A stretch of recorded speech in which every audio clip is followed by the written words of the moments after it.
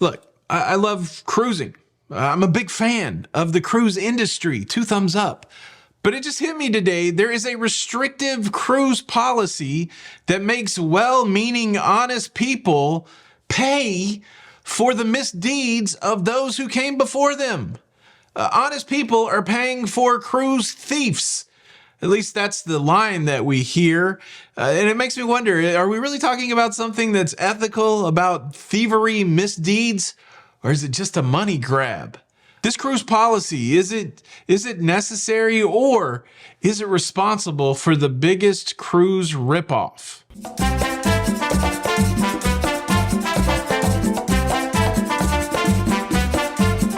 Hey, what's up, everybody? Welcome to La Lido Loca.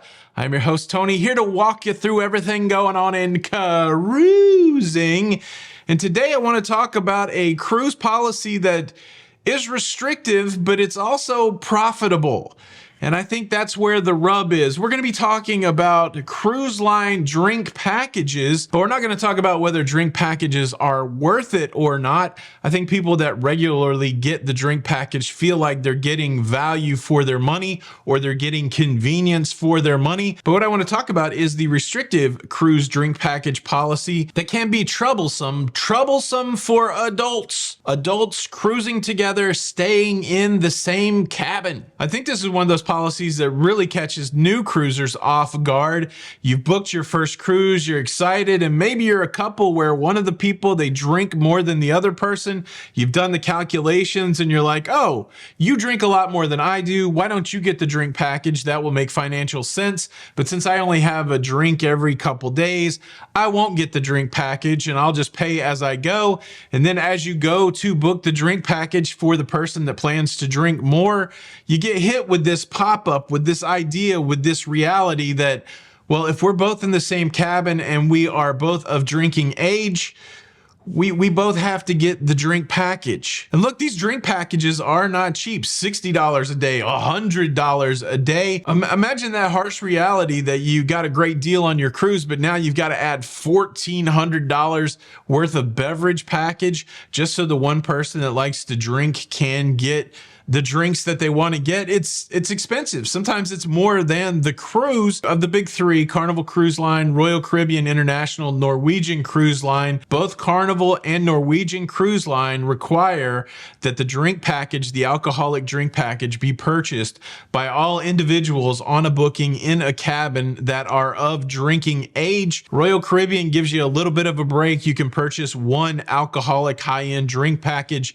as long as the other person purchases a refreshment package, like a soda package. But regardless of the way that you slice it, the end result is that every adult cruising together, now they're beholden to buying some sort of drink package. Of course, the stance of the cruise line is, of course, we're going to require everybody to buy the drink package, because human nature, if we don't require everybody in the cabin to buy the drink package, then they're just going to share the drink package. And you may not know it, but this requirement that everybody has to have the drink package hasn't always been in place. So essentially, the cruise line saying, look, we don't let people share the drink package. We know that people share the drink package. Therefore, we now have a policy that says everybody has to buy the drink package if one person buys it in a cabin. Well, okay, so now I'm being punished for the misdeeds of those who came before me. I don't know, man. I guess it makes sense. The math works out.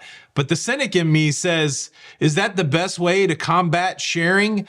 What about, instead of jacking up the price of the drink package, why don't you make it more reasonable, and then both people, would be more inclined to buy it?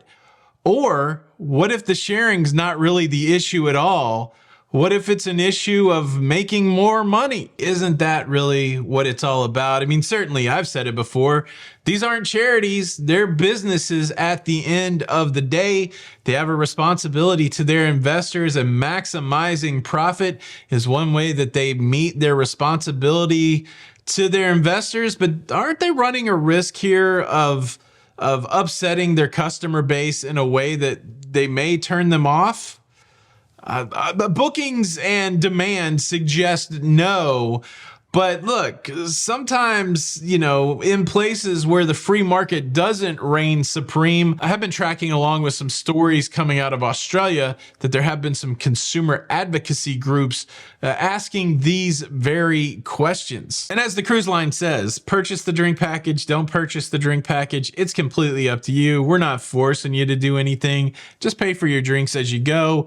And yeah, maybe you're missing out on a little discount if you're a drinker by not having the drink package, but quit complaining about the drink package. Either buy it or you don't buy it. Is it fair? Is it legal? Is it ethical for a company to demand that everybody in a cabin that is of drinking age buy a drink package? Should the consumer be penalized for prior sharing theft of drinks? Should they be penalized and forced to purchase something that they will not use just because they're in a cabin with someone else who would like to purchase a drink package? And the sad reality, in the face of this policy, you have cruisers out there deciding to do something unethical themselves.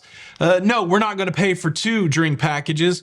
I'm not even going to pay for 1 drink package. I'm going to figure out a way to sneak my own alcohol on board. I'm sure leaders a lot smarter than me have worked through this problem, but still, I feel like it would be better to create an environment, a pricing environment that doesn't seem so gougy. You know that the profit on alcohol is up, up, up. It's a big profit center. I get that. You can't cut your legs out from under you, but there's got to be a way to strike a balance there and make getting drinks on the cruise ship for everybody that wants them so advantageous and profitable that you take care of your profit leakage problem with sharing of drinks and sneaking on of drinks. I feel like there's got to be a better way than a policy that requires someone who is a non-drinker to buy a drink package. Maybe Virgin Voyages has it right. They incentivize you to allocate money for drinks prior to your cruise,